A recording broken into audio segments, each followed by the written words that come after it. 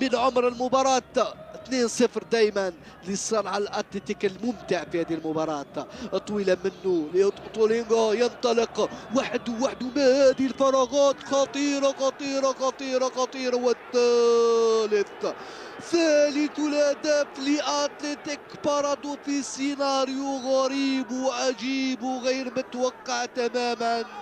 انطلاقة وفراغ رهيب في دفاع اتحاد الجزائر، لم يتوقع أحد. استسلام من المدافعين، استسلام يكلفهم هدف ثالث عفوا، هدف ثالث بهذه الطريقة. وفرحة كبيرة جدا لشبان الاتلتيك. هدف ثالث، وأسامة بومبوت أنقذ مرماه منذ لحظات ولا يفهم ما يحدث لدفاعه. شوف وحده تماما.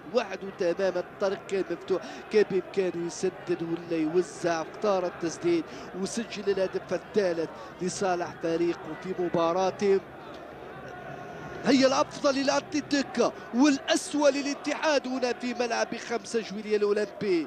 الأفضل للأتلتيك والأسوأ للاتحاد منذ بداية هذا الموسم. الاتحاد لم يسبق وانهزم هكذا بثلاثية كاملة أمام أتلتيك.